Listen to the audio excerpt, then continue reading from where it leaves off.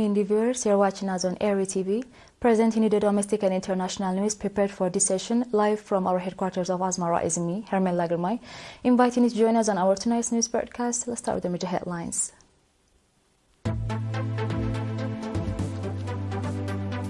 Capacity building training for nationals in Germany.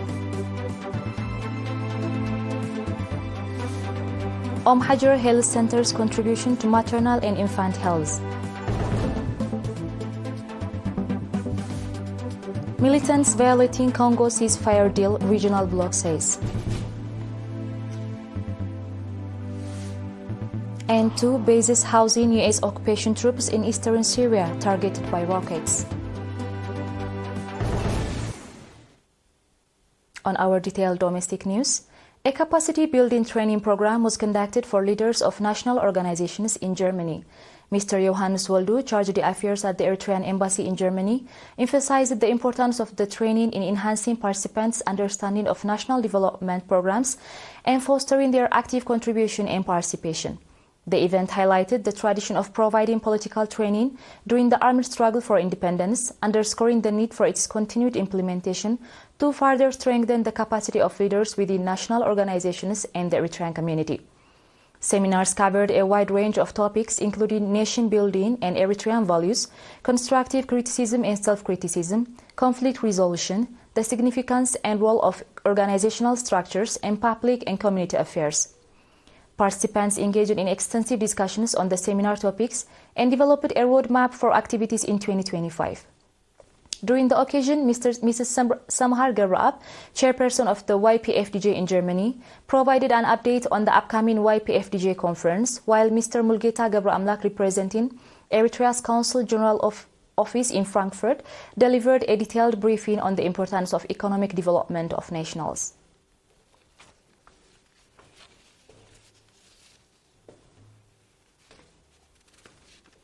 The Hajar Health Center is making a significant impact in reducing maternal and infant mortality rates, according to Nurse Teklay Gide, head of the health center. Nurse Teklay highlighted that the health center provides comprehensive care, including regular treatment for pregnant women and management of communicable and non-communicable diseases. These services have played a critical role in reducing complications during childbirth and improving maternal and child health outcomes. He further stated that ongoing awareness campaigns are being conducted to educate residents about communicable diseases, particularly malaria, and preventive measures. As part of these efforts, 5,000 insecticide-treated bed nets were distributed and pesticide spraying was carried out in 1,700 homes within the Hajar semi-urban area. Nurse Teklay noted a 5% increase in pre- and postnatal care attendance over the past 9 months, with 400 women delivering at the health center during this period, reflecting growing public awareness and trust in the facility.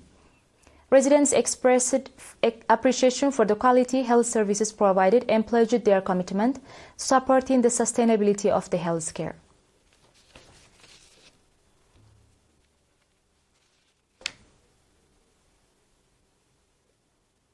Viewers, stay tuned for our international news right after the short break.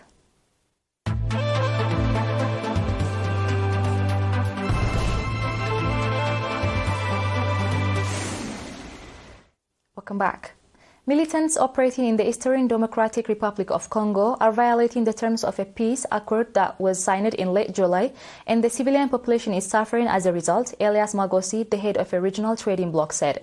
Elias Magosi, the executive secretary of the 16-nation Southern African Development Community, told a meeting of regional heads of state in Harare, Zimbabwe's capital, today that armed groups continue to carry out sporadic attacks on the armed forces of the DRC and civilians, leading to dire humanitarian conditions. He added that bloc is gravely concerned about the reported violations of the ceasefire by some parties to the agreement, which must be condemned in the strongest of terms.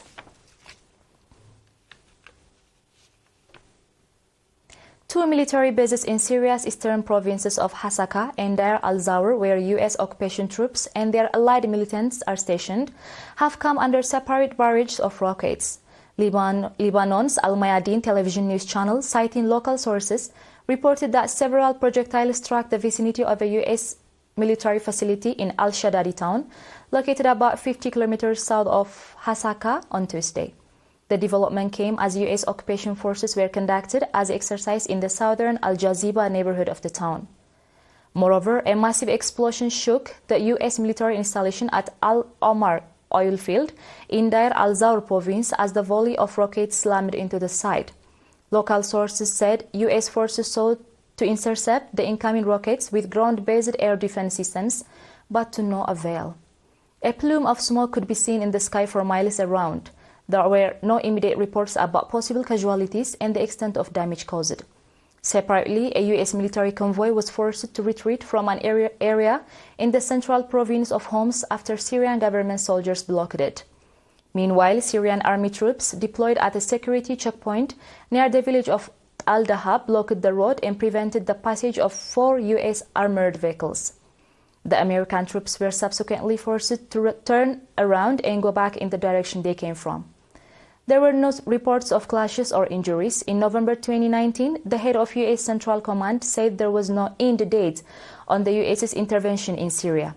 As of February 2021, there are around 900 U.S. soldiers operating in Syria, according to the U.S. Department of Defense. On our last international news, thousands of workers marched in Athens yesterday to demand better pay and living standards, participating in a general strike that docked ships and disturbed rail and bus services across Greece. Doctors, teachers, builders, and transport workers from Greece's biggest private and public sector unions joined the walkout as the government submitted its final 2025 budget to Parliament. Many Greeks saw their wages and pensions slashed in return for bailouts worth 280 billion euros during the debt crisis, which shaved a quarter of Greece's economic output and nearly pushed the country out of the Eurozone. Prime Minister Kyriakos Mitsotakis' center-right government has raised the minimum monthly gross wage 4 times since taking power in 2019 to 830 euros, has promised to raise it to 950 euros by 2027. It has also increased pensions, but Greece says that rises are not enough as energy, food and housing costs continue to outpace salary and pension increases.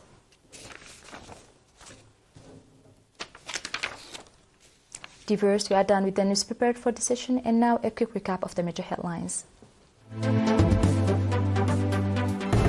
Capacity building training for nationals in Germany. Hajar Health Center's contribution to maternal and infant health. Militants violating Congo ceasefire deal, regional bloc says. And 2 bases housing U.S. occupation troops in eastern Syria targeted by rockets. Viewers, that was all for today. Thank you for joining us and have a blessed one.